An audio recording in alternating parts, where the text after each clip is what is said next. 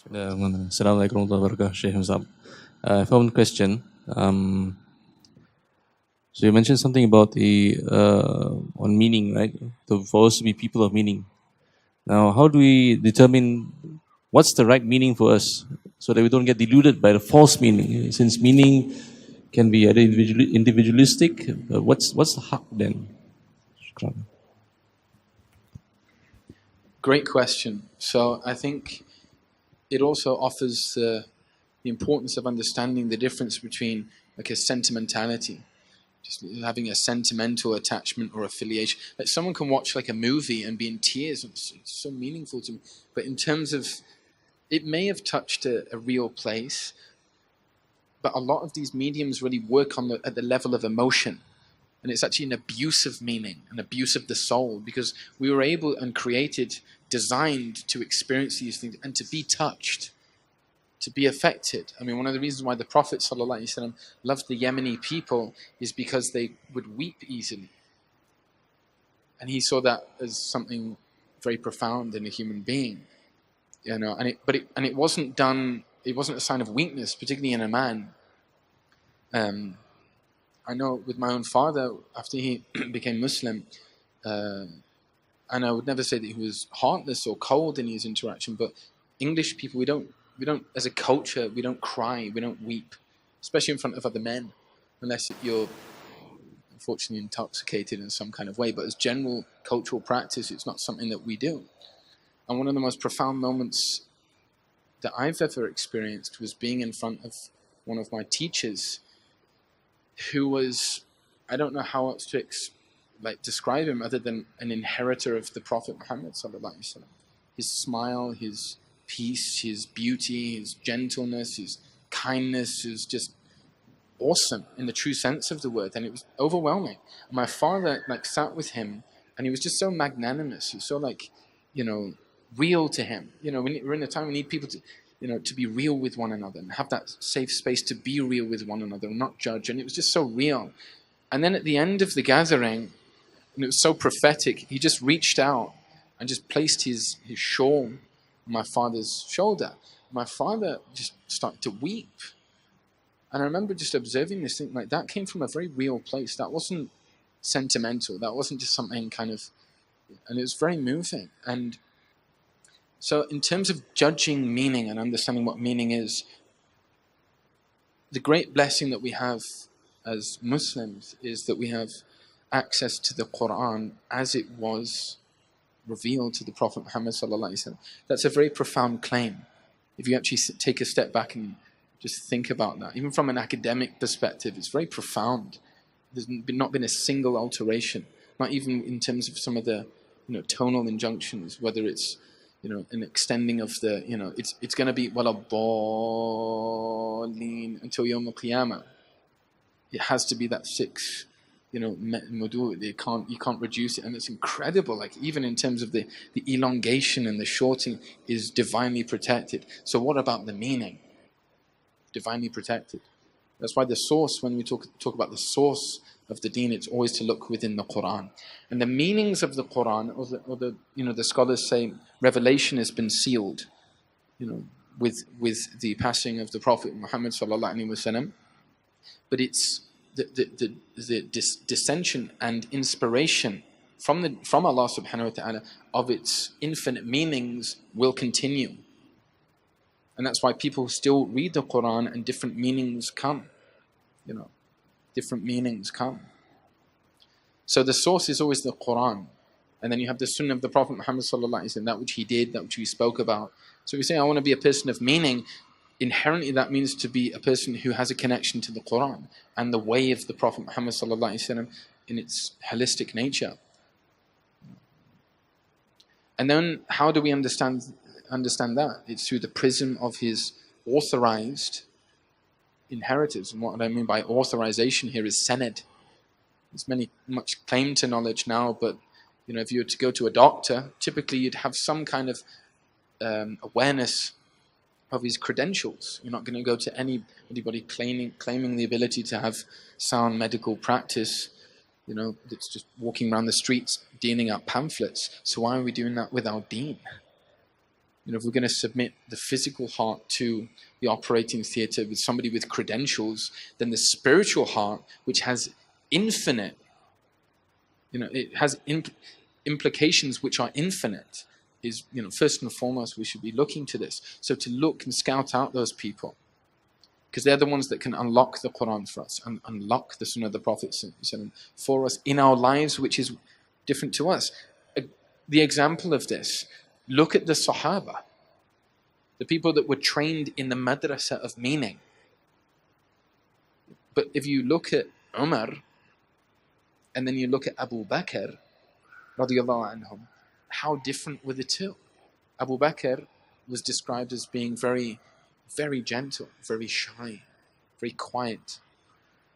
Not weak, but meek in a brittle spiritual sense. Very, very gentle.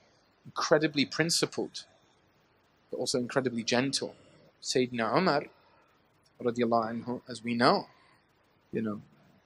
was very jalali, very awe-inspiring. He was very tall. He was one of the warriors amongst the Arabs, literally the early giants, Khattat, this kind of archetype of people that lived in Mecca, which, everybody could see Umar when he was going around the Kaaba, because his head stood so far above everyone else's.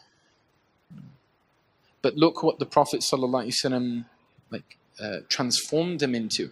And an interesting side note here is he didn't make them the same. It wasn't like a cookie cutter kind of okay, you've all got to be exact same now. They still had that expression of personality. Abu Bakr was still very much Abu Bakr. And Sayyidina Umar was still much Sayyidina Umar. But it's with the principles of prophecy. They were made into people of meaning. It wasn't just Umar, the person that used to beat, people if they angered him, put them out of temper. It was Umar that, I mean, look at this. One time he was in the Masjid Nabawi, the Prophet's mosque, sallallahu alaihi wasallam, and there were two kids. I don't know if you use this word in Malaysia, but you say just involved in a bit of horseplay, just faffing about in the masjid. You always get it. Second, there's always just kids being kids, and that's okay. That's permissible within our religion. To allow children to be children and to celebrate that. So with these two children, it wasn't at the prayer time. There was nothing else going on. But these two children, and Umar came in as Umar. It's like, what is, and the kid, imagine the kids' faces. Look at this. So behind a sariya, which is like one of these columns, at the time of the Prophet, it would have been a palm trunk. So from behind a sariya, Umar heard a voice, a very quiet voice. Ya Umar. That's all it was, very quiet. Ya Umar. They say at the sound of that voice, Umar almost shriveled. Labbaik ya Rasulullah. At your service, Ya Rasul. The transformation, he just, and the Prophet, he, not only Umar, look at that, that reminder, but he understood the implications. He didn't say, what are you doing? Why are you being mean to the kid? It was just, yeah, Umar. And what happened to Umar at the time is, I need to follow your way, Ya Rasulullah. I need to be more like you. This is what you've been teaching me all these years. And then, but he was still so gracious in the way that he taught, sallallahu alaihi wasallam. And then you have the likes of Abu Bakr as-Siddiq, radiallahu anhu, who literally, I mean, if anyone knows anything about his seerah, he died of a broken heart. When people, when they grow old together, they've been married maybe early 20s or this kind, and they've spent an entire lifetime together. One of the amazing phenomena that just takes place in the world, because Allah's beauty is everywhere. It's not just within the ummah, if you understand. You can see expressions of beauty in everyone and everything. No person is solely evil, and we have to really understand this. And none of us are wholly perfect. Far from it in many instances. In any event, if you look at an older person, maybe he's in his 70s, maybe even his 80s, and his wife passes away. Typically, he won't last much longer. If you look at this, very common. I don't know the statistics, but you see this. Why? Because she was his life. Like, he's heartbroken. His paradigm was waking up in the morning and they'd do those things, and like that would be the way she'd lay down the plate, and then they'd look out the window and they'd had this experience and the difficulties and the pains and all of this. So life without her is not the same anymore. And that's, so what would it have been with the Prophet sallallahu alaihi wasallam when Aisha, his daughter, radiallahu anha, when the Prophet chose the Prophet, we're in the months of Hijrah now, so we have to mention something about Hijrah. When the Prophet declared that he'd be taking Abu Bakr with him on Hijrah, he started to cry out of happiness. Abu Bakr was very soft-hearted. He started to weep out of joy because he knew what that would mean. He'd be alone with the Prophet for all this time. And Aisha, she said, when I looked at my father, I'd never seen somebody know what it meant to cry out of happiness until I saw him. Like, I'd never seen someone cry out of happiness, except for that day when he cried and he was told that he'd be going with the Prophet sallallahu alaihi wasallam. So she also describes him after the Prophet sallallahu alaihi wasallam passed on, is that his nights would be spent, he would be cross-legged and he would be in a room and he would just have his head lowered and they wouldn't hear just kind of murmuring in dhikr and whispering under his voice, and tears would be strolling from his eyes. Abu Bakr. What was he saying? What was the wird? What was the dhikr of Sayyidina Abu Bakr as-Siddiq radiallahu anhu? Wa shawqa ila Rasulillah. And it's very hard to translate that from Arabic to English. Like, an authentic rendering really just means you over-explain it. Wa shawqa. It's like, literally it means, oh, how much I miss the Messenger of Allah. But it's a man who's in pain, who's just yearning, like, besides himself, like, just so, because he was the meaning, he was everything to Abu Bakr radiallahu anhu. This is the way of the Prophet and he's still transforming people today. And that didn't stop. We have to understand this. And this is why, if we follow his way through authentic inheritors of his path, sound scholarship, people with sanad, all the way back to the Prophet Muhammad sallallahu alaihi wasallam, we start to gain a connection and a relationship with him. One of the things we find, just closing on this question, is one of the definite characteristics of city life and this urban habitat which we find ourselves in, is it's difficult to devote your time to anything. And the family often misses out, the kids miss out, the wife misses out, the husband misses out. This is just a part of the, you get back home and you're just ready to go to bed, and it's just, this is a form of what in Arabic you call haraj. It's difficulty, the circumstances are not easy, they're not conducive to devotion. But in the Mustadrak of Imam Hakim, the Prophet ﷺ said, Al-ibadatu fil haraji kal-hijrati ilayh.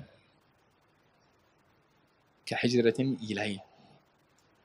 Devotion, being a person of worship, to devote yourself, to be a meaningful person, a person who's striving, even though it's hard, even if you're going against the grain, everything's going against you. A person of these characteristics, in a time of haraj, in a time of difficulty, worship in this time is like hijra ilayh, it's like a migration, a hijra to me.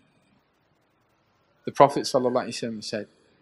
So in reality, if people find themselves, just the circumstances of modern life, it's difficult. But you're striving to be a person of meaning. You're striving to connect yourself to people of meaning. You're striving to attend gatherings which remind you of your purpose. The Prophet ﷺ, he said, this is as if you've migrated, as if you fleet to me. And anybody that's in his shade sallallahu alaihi wasallam is protected and blessed, and that's a shadow which, well, he didn't have a shadow sallallahu alaihi wasallam, part of his khasa'is. So may Allah connect us to him and unlock the meaning within us, make us people of purpose to connecting to the people of purpose. Wallahu a'lam.